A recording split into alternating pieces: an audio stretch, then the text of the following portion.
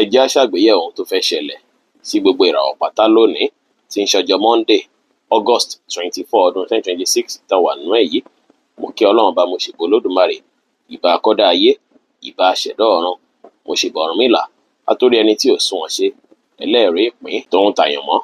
Mo júbà ọkùnrin, mo júbà obìnrin, mo kí gbogbo ojú tó ń wò mí níbikíbi tí ẹ ti ń gbọ́ mi káàkiri àgbáńlá ayé. Ẹ̀yin tẹ́ ń wò mí pátá ẹ bá ń share fídíò yìí, ẹ pín kó jẹ́ òlò àtàǹfààní fọ́pọ̀ ènìyàn. Kẹ́sì má gbàgbé láti follow wa látàrí pójoojúmọ́ là post irúfẹ́ fídíò báyìí fún ìlú ọmọ aráyé. Oníràwọ̀ iná tó kan yan Harris tàbí láàrin March 21 sí April 20. Ọjọ́ tó gbọgbọ́n, tó gbàmọ̀ tó gbòye ló jẹ́ o. Ọjọ́ tó ṣe pé stress máa fẹ́ kọ̀ pọ̀ fún yín ní àyè iṣẹ́, ẹ máa dù tọ̀rọ̀ iṣẹ́, bẹ́ẹ̀ sì lẹ́tù máa dù ti olólùfẹ́ yín kan lọ́jọ́ tòní. Ó ṣeéṣe lọ́jọ́ tòní, ó ṣe pé bóyá ó ní kankan tí ẹ fẹ́ ṣe fún olólùfẹ́ yín, bóyá láti fi ràn wọ́n lọ́wọ́ ni, bóyá láti fi múnú wọn dùn ni, àbí láti fi ṣe nǹkan kan tó ṣe pé á ràn wọ́n lọ́wọ́ dáadáa, tó ṣe pé ọ̀rọ̀ iṣẹ́ yín náà tún máa wà ń bẹ̀, tí méjì á fẹ́ máa fara wọn bí ìgbà pé mo ní láti dù ọ̀rọ̀ iṣẹ́, mo ní láti dù ọ̀rọ̀ olólùfẹ́ mi náà. Eléyìí lè fẹ́ bí kí àìbalẹ̀ ọkàn díẹ̀ kò fẹ́ wà fún yín lọ́jọ́ tòní, ṣùgbọ́n ẹ̀kọ́ bẹ́ẹ̀ fẹ́ balance méjèèjì o, tí kò fi ní ṣàkóbá fún kan. Ẹ farabalẹ̀ ronú jinlẹ̀ dáadáa. Tó bá dàbí ìgbà pé tension ti ń fẹ́ máa rise, ẹ farabalẹ̀ ronú jinlẹ̀ dáadáa lórí pé bóyá kí n ṣe báyìí, bóyá kí n rìn báyìí. Tẹ́ bá mọ bá fẹ́ plan ẹ̀ dáadáa, ó ṣeéṣe kí gbogbo ẹ̀ padà rọlẹ̀ tí ó fi ní ti wàhálà, tí ó ní padà sí ìdààmú. Ọjọ́ tòní ọjọ́ tó gbọgbọ́n, tó gbàmọ̀ tó gbòye ni. Tẹ́ bá try láti balance gbogbo nǹkan, kò ní sí wàhálà, kò ní sí ìdààmú. Ìfẹ́ yín wá lè rí bákan látàrí pé bẹ́ẹ̀ ṣe plan ẹ̀ lọ́jọ́ tòní, ó lè má fi bẹ́ẹ̀ rí bẹ́ẹ̀. Báyìí bóyá àti olólùfẹ́ yín náà ó lè rí bákan látàrí pé nǹkan kéékèèké lè fẹ́ bí stress tàbí kó fẹ́ bí issue àbí misunderstanding láàrin ẹ̀yin méjèèjì. Ire owó náà lè wà affected lọ́jọ́ tòní bákan. Pink jẹ́ kọ́lọ́ tó dára jù fún yín láti wọ̀ láṣọ lónìí. Aago 12 kọjá ìṣẹ́jú 15 ní ọ̀sán sí aago 3 kù ìṣẹ́jú 15 ní ọ̀sán jí àkókò. Èyí tó dára jù fún yín tí ń ṣe lucky hour fún yín lénìí. Oníràwọ̀ ìpè alámọ̀ Taurus tàbí láàrin April 21 sí May 20. Ọjọ́ ìyọjọ́ ayọ̀jọ́ dùnú. Ọjọ́ ire báyìí ló jẹ́ fún yín. Ọjọ́ tó ṣe pé ó pọ̀ nù yín.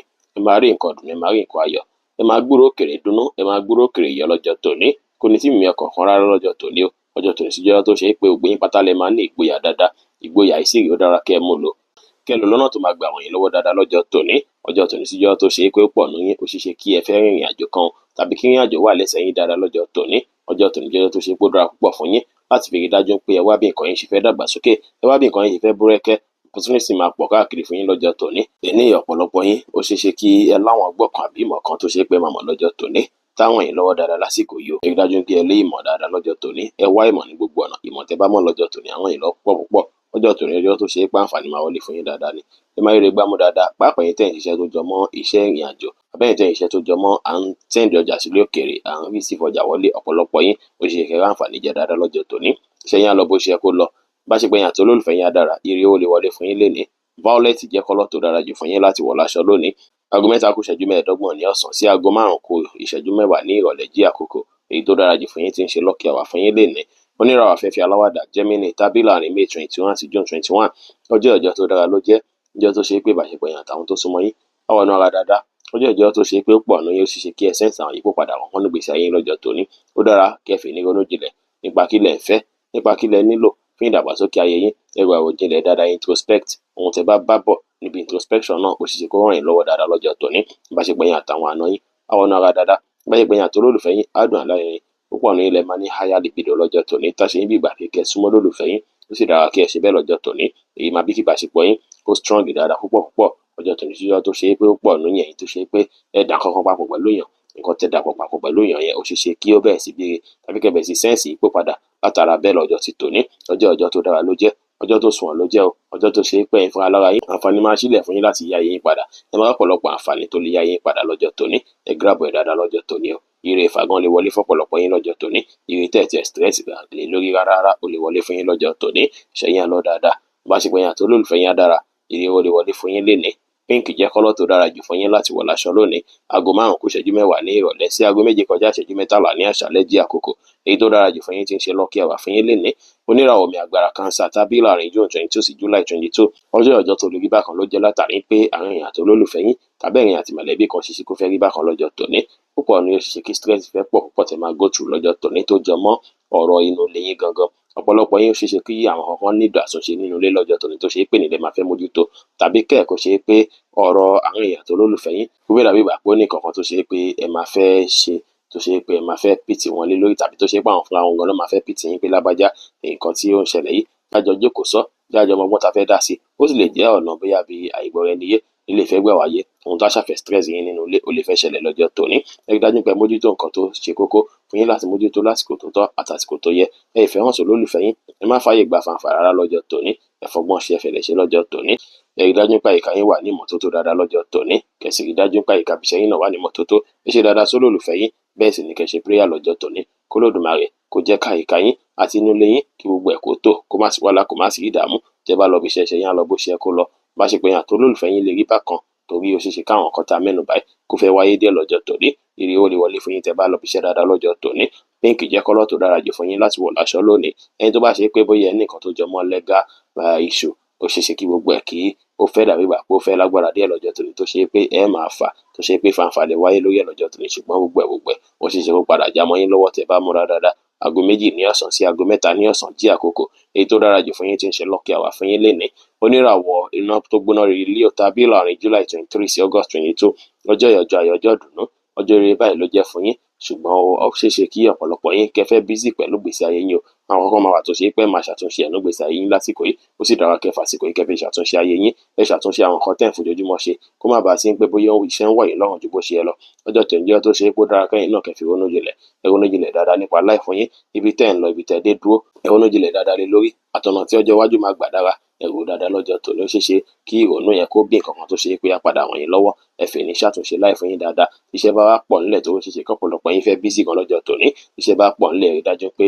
ẹ ṣe ń ṣiṣẹ́ ń tẹ̀lé ẹ má fààyè gba distraction torí distraction lè fẹ́ pọ̀ ẹ fọgbọ́n ṣe ẹfẹ̀lẹ̀ ṣe lé nìkéni lérí bí ẹ ṣe ń fẹ́ ọjọ́ tòní iṣẹ́ yín máa lọ dáadáa pàṣípò yàn tó lólùfẹ́ yín náà dára ire owó náà lè wọlé fún yín lénìí pàápàá tẹ́ bá falẹ̀ mọ́ṣẹ́ bíìjì jẹ́ kọ́lọ́ tó dára jù fún yín láti wọ̀ láṣọ lónìí aago 6 ní ìrọ̀lẹ́ sí aago 7 ní àṣálẹ́ jí àkókò èyí tó dára jù fún yín tí ń ṣe lọ́kì àwà fún yín lénìí oníràwọ̀ ìpẹ́ funfun Virgo tàbí láàrin August 23 September 22 ọjọ́ ìyọjọ́ ayọjọ́ ìdùnnú ọjọ́ ire gbà ló jẹ́ fún yín o ọjọ́ tó ṣe é pé ó pọ̀ nù yín nǹkan bí ìdùnnú nǹkan bí ayọ̀ báyìí kò ní wọ́n nínú ọkàn yín kò ní wọ́n lọ́dẹ̀dẹ̀ yín rárá bí ìgbà pé kẹ́kọ̀ọ́ máa dúnú kẹ́ máa yọ̀ ní kò ní sí wàhálà kò ní sí ìdààmú rẹpẹtẹ àárín àtò olólùfẹ́ yín á dùn alárinrin àṣẹ yín bí ìgbà pé kẹ́ ṣe àwọn nǹkan tó ṣe pá tẹ́yìn lọ́rùn ó sì dára kẹ́ ṣe bẹ́ẹ̀ ẹ fẹ́ ní tẹ́ra yín lọ́rùn dáadáa lọ́jọ́ tòní ọjọ́ ayọjọ́ dùnú lọ́jọ́ ìjẹ́ fún yín ọjọ́ tó ṣe é pé ó pọ̀ nù yín ara yín máa yá gágá inú yín sì máa dùn púpọ̀ ó ṣeéṣe kí ọ̀pọ̀lọpọ̀ yín àwọn iṣẹ́ tẹ̀ ń ṣe káwọn kọ́sítọ́mà bóyin wìtìwìtì torí àdàbí ìgbà pé ilẹ̀ mọṣẹ́ yẹn ṣe jù láyìíká bí tẹ́ bá wà ní púpọ̀ ní ilẹ̀ máa wà creative dáadáa lọ́jọ́ tòní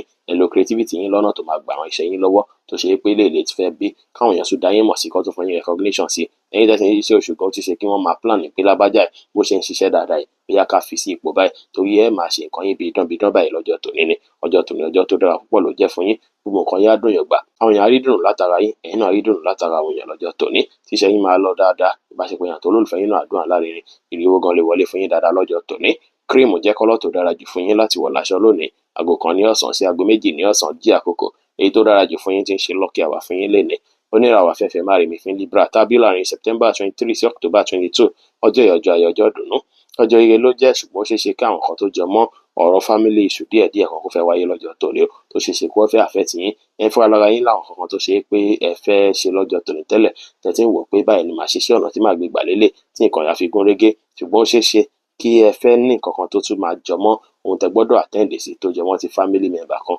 àbí ọ̀rọ̀ inú ilé yín lọ́jọ́ tòní tó ṣe pé lè fẹ́ bí stress díẹ̀ fún yín lọ́jọ́ tòní ẹ rí dájú pé calm down dáadáa ẹ fọgbọ́n ṣe ẹ̀fẹ̀ léṣe ẹ rí dájú pé balance ọ̀nà méjèèjì ẹ má jẹ́ kí bùkátà family àbí ọ̀rọ̀ family kó affect yín púpọ̀ ju bó ṣe yẹ lọ ẹ sì má ṣe fàyè gbà pé kí nǹkan tẹ́yin náà ń ṣe tó bá ṣe pé nǹkan tó ṣe kókó tẹ́ fẹ́ mójútó nu family yẹn ẹ rí dájú pé ẹ jẹ́ kí nǹkan míì tẹ́yin fẹ́ ṣe kó affect ẹ ẹ rí dájú pé ẹ ṣá balance méjèèjì tẹ́ bá ti mọ bá ẹ fẹ́ balance méjèèjì kò ní sí wàhálà kò ní sí ìdààmú ọjọ́ tòní á padà lọ dáadáa tẹ́ bá tiẹ̀ lọ bí iṣẹ́ yín máa lọ bó ṣe kó lọ pàápàá yín tẹ́yin iṣẹ́ láti ilé ó ṣe kẹrí ṣe lọ́jọ́ tòní ẹ ṣàmójútó nǹkan yín dáadáa lọ́jọ́ tòní o ẹ ṣàmójútó nǹkan yín tẹ́ bá ń jáde lọ ẹ múra dáadáa kí ẹ dùn rí lójú ẹ sì rí dájú pé ẹ fọgbọ́n ṣe ẹfẹ̀lẹ̀ ṣe láwùjọ àwọn èèyàn láwùjọ mọ̀lẹ́bí lọ́jọ́ tòní kó má sí nǹkan tó jọ mọ́ issue àbí argument àbí ìjà láàrin èèyàn tó lólùfẹ́ lọ́jọ́ tòní èrè ó wà lè wọlé fún yín lọ́jọ́ tòní tẹ́ bá falẹ̀ mọ́ṣẹ́ lavender jẹ́ kọ́lọ́ tó dára jù fún yín láti wọ̀ láṣọ lónìí aago 7 kọjá ìṣẹ́jú 13 ní àṣálẹ́ sí aago 9 kù ìṣẹ́jú 5 ní àṣálẹ́ jí àkókò èyí tó dára jù fún yín tí ń ṣe lọ́kì àwà fún yín lénìí oníràwọ̀ omi tútù Scorpio tàbí láàrin October 23 sí November 22 ọjọ́ ìyọjọ́ ayọjọ́ dùnú ọjọ́ rere ọjọ́ ìgbéga báyìí ló jẹ́ fún yín ọjọ́ tó ṣe é pé ọ̀wọ́ ẹnu yín báyìí ó máa dá ṣákáṣáká àwọn èèyàn nífẹ̀ẹ́ sí bẹ́ẹ̀ ṣe ń gbọ́rọ̀ kalẹ̀, wọ́n nífẹ̀ẹ́ sí bẹ́ẹ̀ ṣe ń sọ̀rọ̀ sí lọ́jọ́ tòní. Ara àwọn èèyàn yá gágá láti wà pẹ̀lú yín, ara yín náà yá gágá láti wà pẹ̀lú èèyàn. Ìbáṣepọ̀ yín àti ẹ̀gbọ́n àtàbúrò àtàwọn alásùnmọ́ yín pátá, ìbáṣepọ̀ yín máa dùn, alárinrin dáadáa wọnú ara dáadáa lọ́jọ́ tòní. Ọjọ́ ìdùnnú, ọjọ́ ayọ̀ lọ́jọ́ ìjẹ́ fún yín. Ọjọ́ tó ṣe pé ọpọlọ yín báyìí á kún dẹ́dẹ́ fún oríṣiríṣi èrò tó lè ṣe yín láǹfààní. Àwọn èèyàn lè béèrè àmọ̀ràn lọ́wọ́ yín lọ́jọ́ tòní. Wọ́n rí yín lè rí pé ọlọ́gbọ́n àmọ̀ye lẹ jẹ́. Ẹ rí dájú pé ẹ fún wọn lámọ̀ràn. Àmọ̀ràn tẹ́ bá fún wọn tó bá tẹ̀lé, ó máa ràn wọ́n lọ́wọ́ dáadáa, tó sì jẹ́ pé wọ́n wá padà dúpẹ́ lọ́wọ́ yín. Ọjọ́ tòní ọjọ́ tó ṣe pé ó dára púpọ̀. Kẹ́yìn tẹ́ ń lò ìràwé kí ẹ fi rorí dáadáa nípa nǹkan tó lè wọ́n láì fún yín lọ́wọ́. Ìyẹn rí dájú pé ẹ receive àwọn inspiration èyí tó bá wọlé lọ́jọ́ tòní, kẹ́sì mú lò.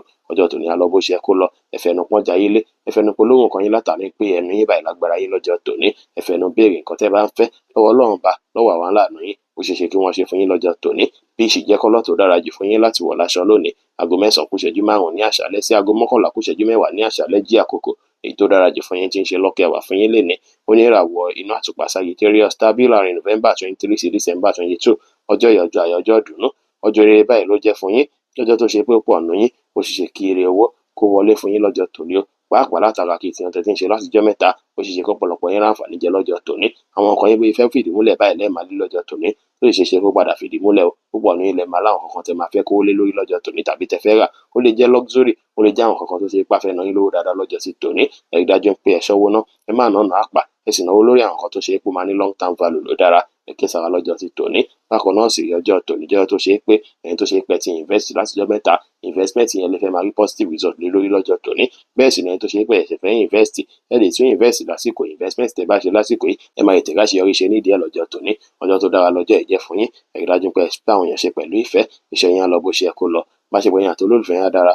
Ire ó lè wọlé fún yín tẹ́ bá tẹpá mọ́ṣẹ́ dáadáa lénìí. Brown jẹ́ kọ́lọ́ tó dára jù fún yín láti wọ̀ láṣọ lónìí. Aago 4 ní ìrọ̀lẹ́ sí aago 5 ní ìrọ̀lẹ́ jí àkókò èyí tó dára jù fún yín tí ń ṣe lọ́kì àwà fún yín lénìí. Oníràwọ̀ ìpele ìrùkù Capricorn tàbí láàrin December 23 sí January 19. Ọjọ́ tó gbàgbọ́n, tó gbàmọ̀, tó gbòye ló jẹ́ o. Látàrí pé ó pọ̀ ní ilé go through stress ọ̀rọ̀ ibi iṣẹ́ lọ́jọ́ sí tòní. Nǹkan kan wà tó ṣe pé ẹ fẹ́ mójútó níbi iṣẹ́ tàbí tẹ́tí ń wò pé nǹkan yíyà ó dàbí pé mo ti ṣe tó ti sẹ́ẹ̀tì báyìí. Káwá dàbí ìwà kó tó wá fẹ́ fún yín ní extra stress tó ṣe pé láti rí dájú pé ó gbẹ ó perfect, láti rí dájú pé ó gbẹ ó bọ́ sí ipò.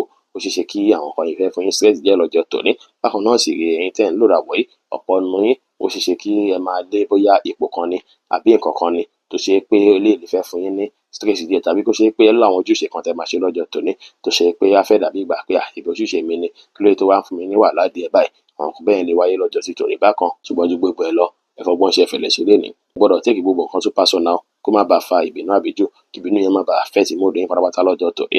Ẹ kíyèsára dáadáa. Tẹ́ bá lọ síbi iṣẹ́ fún alára yín ni kẹ́ ẹ dá iṣẹ́ yín ṣe o. Ẹ má wulẹ̀ gbé iṣẹ́ yín fẹ́ lómi. Ẹ má ní kẹ́ lómi bá yín mójútó nǹkan yín torí kò sẹ́ni tó lè ṣe bí ẹ̀yin gangan lọ́jọ́ sí tòní. Kó má jẹ́ pé àpadà lọ dìkan tẹ́ padà fẹ́ regret. Ẹ kíyèsára lọ́jọ́ tòní.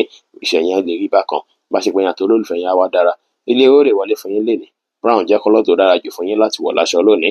Aago 7 kù ìṣẹ́jú 10 láàárọ̀ sí aago 8 kù ìṣẹ́jú 5 láàárọ̀ jẹ́ àkókò èyí tó dára jù fún yín tí ń ṣe lọ́kì àwà fún yín lénìí. Oníràwọ̀ afẹ́fẹ́ oníbínú Aquarius tàbí láàrin January 20 sí February 18. Ọjọ́ ìyọjọ́ tó dára ló jẹ́. Ọjọ́ ayọ̀, ọjọ́ ìdùnnú, ọjọ́ ire ló jẹ́ pẹ̀lú. Ṣùgbọ́n ó ṣeé ṣe kí ọ̀pọ̀lọpọ̀ yín kí ẹ fẹ́ fi bí gbà pé ẹ̀mí bá yín sọ̀rọ̀ dáadáa, bí gbà pé nǹkan kan wà nínú ọkàn yín tó ń bá yín sọ̀rọ̀ pé lágbájá báyìí ni kò ṣe, tàmẹ̀dù báyìí ni kò rí. Ẹ tẹ̀lé ohun inú yín nìyẹn, ẹ̀mí inú yín ló ń bá yín sọ̀rọ̀ yẹn. Ẹ rí dájú pé ẹ tẹ̀lé, èyí máa ràn yín lọ́wọ́ dáadáa lọ́jọ́ sí tòní. Kò ní sí nǹkan tó jọmọ́ àwọn dẹ̀ sí ní kí n ṣe o, ọkàn mi lẹ́nu kí n ṣe báyìí o. Kò ní sí nǹkan tó jọmọ́ regret rárá. Ọjọ́ tòní sì rí àwọn àlá tẹ́ bá tún ńlá, ẹ kẹ́fìn ẹ̀ dáadáa, ẹ wọ́ọ̀ṣì ẹ̀ dáadáa, kẹ́ sì mú àwọn àlá náà lò fún ìgbésí ayé yín. Ọjọ́ tòní dára púpọ̀ láti fi ṣe àwọn nǹkan tó jọmọ́ spiritual work. Ẹ sì lè ṣe prayer lásìkò prayer time yín èyí tó jẹ́ aago 9 alẹ́ sí aago 10 alẹ́ lè fi ṣe prayer lọ́jọ́ sí tòní. Àwọn prayer tẹ́ bá ṣe ó lè tẹ́wọ́ gbà dáadáa. Ọjọ́ tòní ọjọ́ tó dára púpọ̀ fún yín láti fi wà ní mímọ́ ni. Ẹ gbọ́dọ̀ sùn lókùnkùn, ẹ gbọ́dọ̀ wọṣọ dúdú, ẹ gbọ́dọ̀ wà níbi táriwo bá pọ̀ sí ju bó ṣe yẹ lọ. Sì kíyèsára pẹ̀lú àǹkanra. Ẹ má kanra mẹ́nikẹ́ni torí mo swing lè pọ̀ púpọ̀ fún yín lọ́jọ́ tòní. Ẹ kíyèsára. Iṣẹ́ yín máa lọ dáadáa. Tẹ́ bá falẹ̀ mọ́ṣẹ́, ẹ sì tẹ̀lé ohun tó sọ sí yín lọ́kàn gẹ́gẹ́ bí guide. Ìbáṣepọ̀ yín àti olólùfẹ́ yín á dára. Ire owó náà lè wọlé fún yín lénìí. Cream jẹ́ kọ́lọ́ tó dára jù fún yín láti wọ̀ láṣọ lónìí. Aago 8 kù ìṣẹ́jú 5 láàárọ̀ sí aago 10 kọjá ìṣẹ́jú 10 láàárọ̀ jí àkókò èyí tó dára jù fún yín tí ń ṣe lọ́kì àwà fún yín lénìí. Oníràwọ̀ omi tí kì í ru Pisces tàbí láàrin February 19 sí March 20. Ọjọ́ ìyọjọ́ tó dára ló jẹ́. Ọjọ́ ayọ̀, ọjọ́ ìdùnnú ló jẹ́ pẹ̀lú. Ọjọ́ tó ṣe pé àwọn ènìyàn wọ́n rọ̀gbà yín ká, láti ṣe yín láàánú, láti support yín, láti dúró tì yín. Ẹ máa ráwọn ọ̀rẹ́ bá ṣe dáadáa lọ́jọ́ tòní, máa ráwọn èèyàn bá ṣe dáadáa lọ́jọ́ tòní. Ó ṣeé ṣe kẹ́ ẹ rí àǹfààní jẹ látara èèyàn kan tó súnmọ́ yín lọ́jọ́ ti tòní láàárín àwọn tẹ́ jọ ń bára ṣe.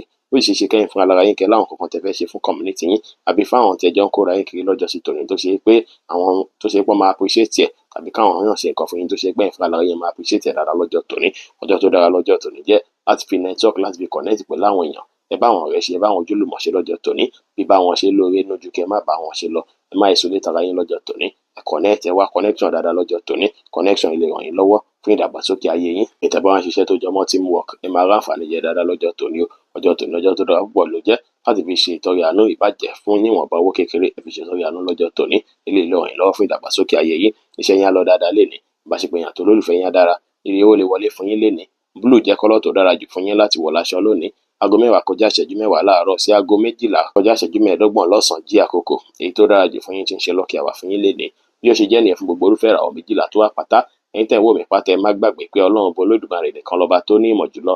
Ẹ̀yin tẹ́ fẹ́ ṣèwádìí onírúurú láǹfààní àti kàn sí wa ní WhatsApp 09033897161.